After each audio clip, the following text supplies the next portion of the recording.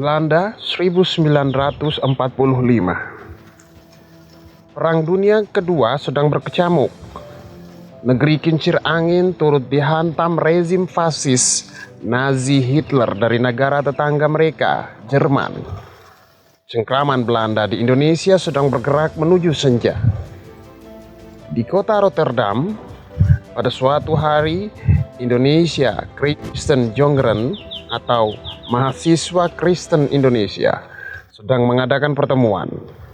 Namun mereka juga mengundang mahasiswa-mahasiswa non-Kristen, termasuk Sumitro Joyo Hadi Kusumo.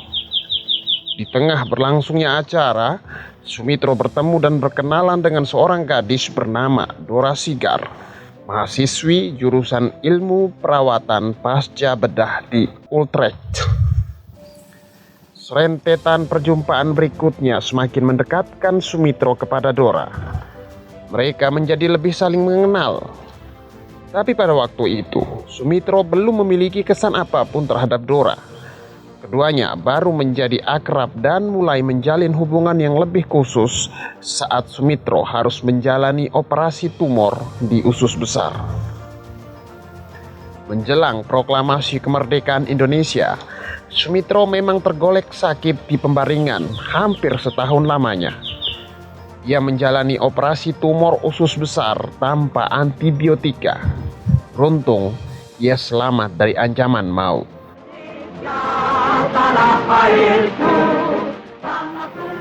Pada pagi hari 18 Agustus 1945, Radio Hilversum menyiarkan berita ke seluruh kota Rotterdam bahwa Indonesia telah merdeka. Bagi Sumitro, berita itu memberikan kekuatan sugestif bagi kesembuhannya.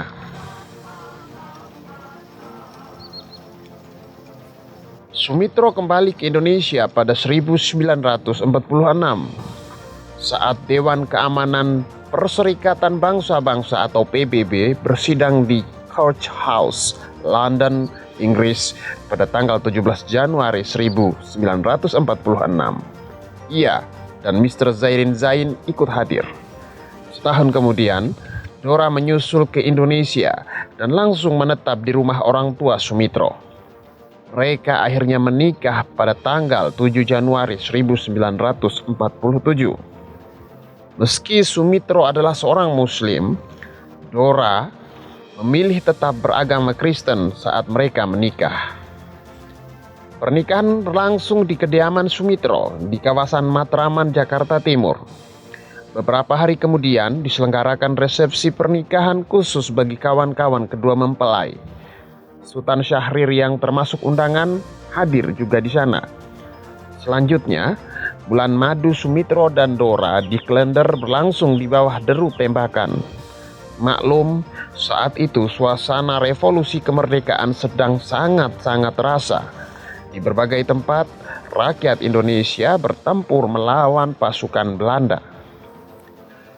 Dora yang sejak usia 12 tahun sudah menetap di Belanda, merasa terkejut menghadapi kenyataan hidup baru yang harus ia jalani. Orang tuanya adalah Amtener, sehingga berstatus layaknya warga negara Belanda. Keputusan Dora untuk menikah dengan Sumitro yang orang Republik disambut cacian dari sejumlah orang Belanda. Sebaliknya, di mata orang-orang Indonesia, ia dicurigai karena penampilan fisiknya yang mirip orang Belanda. Dari Klender, Sumitro dan Dora menumpang kereta api menuju Cirebon, Jawa Barat. Sesampainya di kota itu, mereka langsung ke hotel. Di sana berkumpul teman-teman seperjuangan Sumitro yang tidur dengan senapan di pinggang. Masa awal pernikahan mereka sepertinya tidak dipenuhi kemesraan sebagaimana umumnya pengantin baru. Sumitro bahkan terpaksa meninggalkan Dora yang baru 6 bulan dinikahinya pada 7 Januari 1947 karena harus mengikuti sidang PBB. Pada 1948, lahirlah anak pertama dari pasangan Sumitro dan Dora. Ia diberi nama Bianti Ningsih. Kemudian berturut-turut di tahun-tahun berikutnya lahir Mariani, Prabowo, dan Hashim. Ketika Prabowo Subianto lahir di Jakarta pada tanggal 17 Oktober 1951, Sumitro sudah jarang berada di rumah. Tidak heran, ia mengakui peran besar istrinya dalam membesarkan putra-putri mereka. Sebagai perempuan yang dididik di dalam keluarga berpendidikan Belanda, Dora menerapkan disiplin ketat kepada putra-putrinya. Di meja makan misalnya, semua tata krama dan etiket Belanda berlaku. Tangan tidak boleh kesana kemari, serbet harus dilipat di pangkuan. Prabowo sejak kecil terbiasa meniru disiplin dan sikap keras sang ibu. Sementara gaya berpikirnya yang kritis dan bebas muncul dari ayahnya. Sumitro sendiri mengaku menerapkan dua prinsip dalam mendidik anak. Pertama, kalau anak meminta waktu, orang tua harus meluangkan. Kedua, jangan sekali-kali meremehkan anak. Sumitro berusaha konsisten dengan prinsip-prinsip itu. Sebagai pejuang, Sumitro tak bisa berperan sebagaimana kepala keluarga normal lain. Bahkan di masa perjuangan PRRI Permesta, ia menjadi eksil di luar negeri dan bertanggung jawab mencari dana untuk menjamin kelanjutan perjuangan PRRI Permesta dan mengongkosi keluarga para pemberontak di pengasingan. Kisah pelarian Sumitro bermula dari datangnya Jaksa Agung Muda Intelijen dan anggota tim pemberantasan korupsi Kejaksaan Agung, Priyatna Abdurrashid, pada suatu siang di awal 1957 ke kediaman Sumitro di Jalan Sisingamangaraja, Kebayoran Baru, Jakarta Selatan. Ia membawa surat perintah penangkapan Bung Cum. Demikian Sumitro biasa dipanggil kawan-kawan dekatnya. Perintah atasan Priyatna sederhana, tangkap saja Sumitro. Menurut Joir Muhammad, salah satu pentolan Partai Sosialis Indonesia di parlemen saat itu, koran-koran yang berafiliasi pada Partai Nasional Indonesia dan Partai Komunis Indonesia seperti Harian Rakyat dan Bintang Timur terus memberitakan kasus dugaan korupsi Sumitro.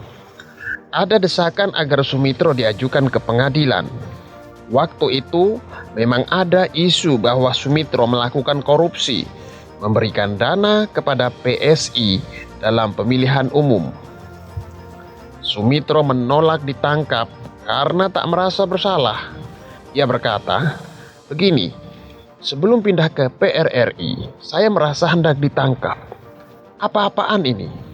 Saya bilang kepada istri, saya tidak mau ditangkap karena merasa tidak bersalah. Akhirnya saya putuskan bergabung dengan PRRI. Sumitro mengaku bahwa pihak-pihak yang ingin menangkapnya adalah DNIDIP dan PKI. Saya mendapat berita dari intelijen saya sendiri bahwa Politbiro PKI menganggap Sumitro sebagai salah satu musuh besarnya sehingga harus dimusnahkan. Begitu ia mengatakan. Setelah bernegosiasi sebentar, Priyatna setuju membiarkan Sumitro menghilang. Ia melakukannya dengan keyakinan bahwa Sumitro memang tidak bersalah.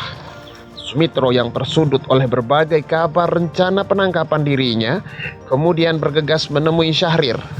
Oleh Syahrir, ia diminta ke Padang, Sumatera Barat, membantu mengajar di Universitas Andalas. Menurut Minarsih Sudarpo, kawan dekat keluarga Syahrir dan istri tokoh PSI Sudarpo Sastro Sasatomo,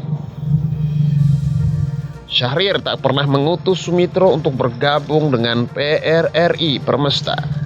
Itulah sebabnya keterlibatan Sumitro dalam pemberontakan di Sumatera sangat mengejutkan pengurus pusat PSI.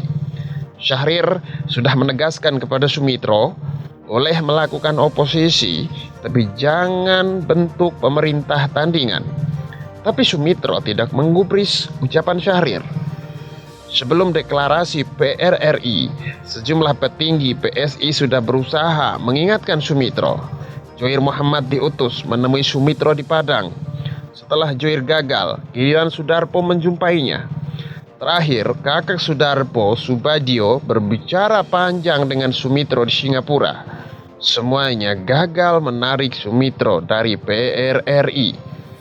Sumitro balik menuding kawan-kawannya kehilangan semangat revolusioner. Kita mesti bikin revolusi.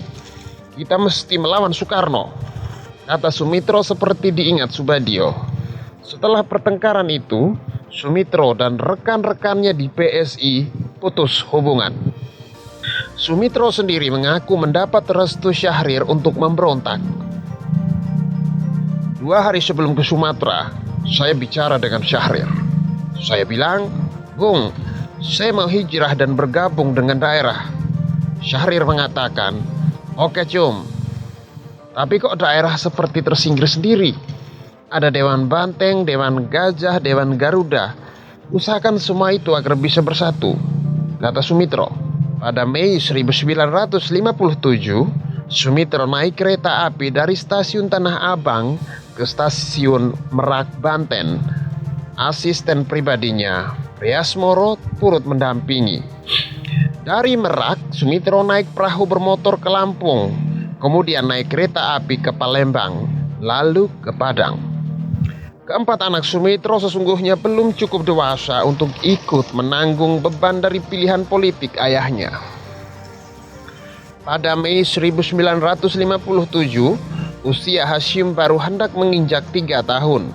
Prabowo baru 5,5 tahun, Mariani 7 tahun, dan Bianti berusia 8,5 tahun. Ketika Sumitro harus sering meninggalkan keluarga selama berbulan-bulan tanpa memberitahukan kemana tujuannya. Sumitro beruntung memiliki Dora, seorang pendamping yang sangat setia. Ia tak pernah mendengar istrinya mengeluh sepatah kata pun, mempersalahkan Sumitro telah membawanya dalam keadaan susah. Pada Januari 1958, tersiar kabar telah terjadi pertemuan penting di Sungai Dareh, Sumatera Barat.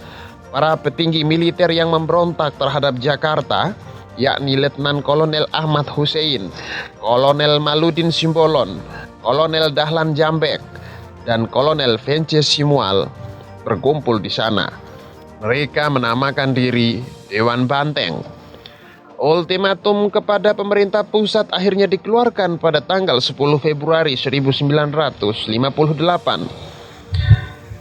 Kendati diliputi suasana pro kontra di kalangan pembangkang, penolakan konfrontasi atau minimal bermaksud mengelur rencana ultimatum datang dari sebagian tokoh sipil seperti Syafruddin Prawira Negara. Sikapnya diikuti oleh sejumlah anggota Dewan Banteng sendiri. Atas nama Dewan Perjuangan, Ahmad Hussein mengultimatum pemerintah pusat bahwa dalam tempo 5x24 jam, Kabinet Juanda harus dirombak dan Muhammad Hatta bersama Sri Sultan Hamengkubuwono ke-9 ditunjuk untuk menyusun kabinet baru yang terbebas dari unsur-unsur komunis.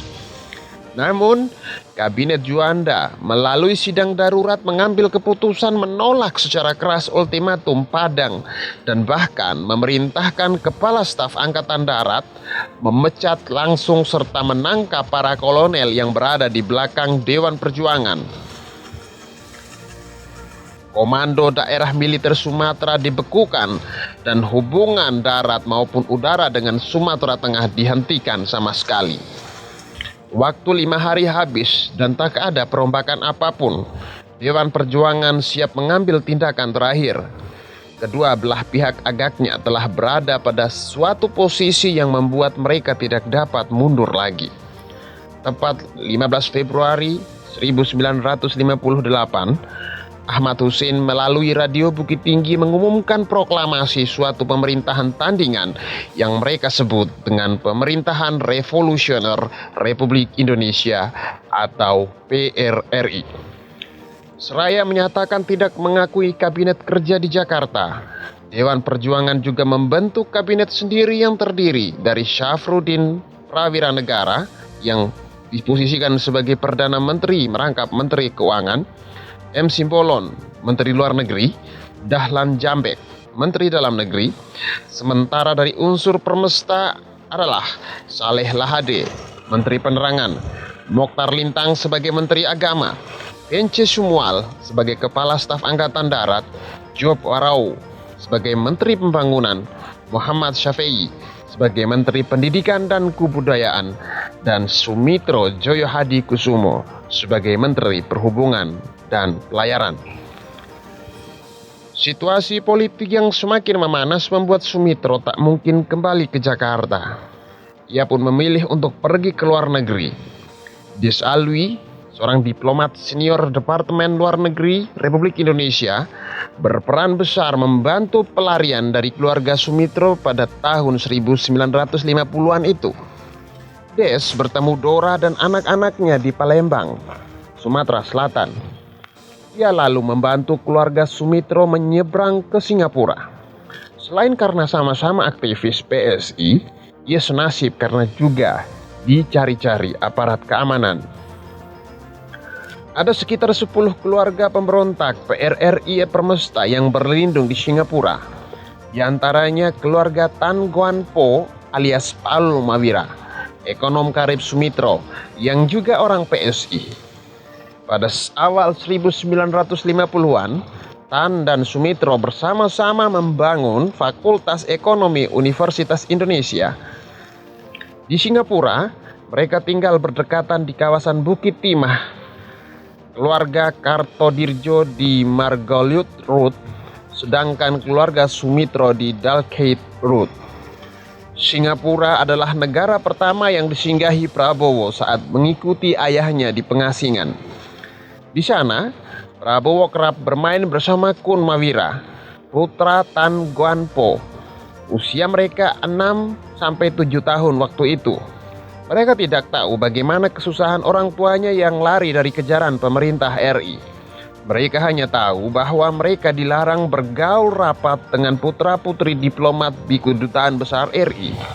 Alasannya, menurut orang tua mereka, anak-anak ini keturunan pemberontak. Di masa itu, Prabowo sering memimpin gerombolan bocah-bocah pelarian. Ia sering mempunyai ide lebih dulu dibanding teman-temannya yang keras dan tidak mau mengalah. Bahkan anak-anak yang usianya lebih tua pun sering tak kuasa menentang keinginannya. Setelah 2 tahun menetap di Singapura, pada 1959, keluarga-keluarga PRRI Permesta berpencar lagi. Keluarga Kartodirjo mengungsi ke Penang, Malaysia. Sementara keluarga Mawira, Alwi, dan Sumitro pindah ke Hong Kong. Di sana mereka bergabung dengan keluarga Kolonel Jacob Job Frederick Warau, atase militer Kedutaan Besar RI di Beijing, China. Menurut Roni Warau, putra sulung Job Warau, Prabowo adalah anak yang cerdas dan selalu ingin tahu. Usia yang terpaut jauh membuat Roni kerap berperan sebagai abang pelindung bagi Prabowo. Sebagai anak serdadu, Roni punya seperangkat mainan militer yang lengkap, seperti tank, panser, truk, pesawat, dan kapal selam. Juga ada aneka pistol dan senjata mainan. Prabowo betah bermain dengan semua tiruan alat militer itu. Ketika 1 tahun kemudian keluarga Sumitro pindah ke Kuala Lumpur, Malaysia, Roni menghibahkan semua mainan itu kepada Prabowo. Di Hong Kong, keluarga-keluarga PRRI Permesta tinggal di kawasan Hong Kong Side di flat-flat kecil dekat McDonald Road. Satu flat terdiri dari 3-5 kamar, tergantung besar kecilnya keluarga yang tinggal. Flat keluarga Sumitro berkamar 3, yaitu untuk orang tua, untuk anak perempuan, dan untuk anak laki-laki. Prabowo kerap bermain sepulang sekolah. Teman-temannya saat bermain adalah Kun dan Pinky, putri keluarga Warau yang seusia dengan Prabowo. Kebetulan di belakang flat mereka ketika itu terdapat kawasan perbukitan yang masih berhutan lebat. Mereka suka hiking ke sana, membikin kemah dan meluncur turun lewat sungai dari atas bukit. Prabowo dan teman-temannya juga suka bermain koboi dan Indian. Ia selalu memilih menjadi koboi dan sangat serius jika bermain menjadi tentara. Ia mengoreksi cara berbaris kawan-kawannya, memperbaiki posisi mereka saat memegang senjata, dan selalu memberikan contoh di depan. Ia sudah menunjukkan ketertarikannya pada dunia militer.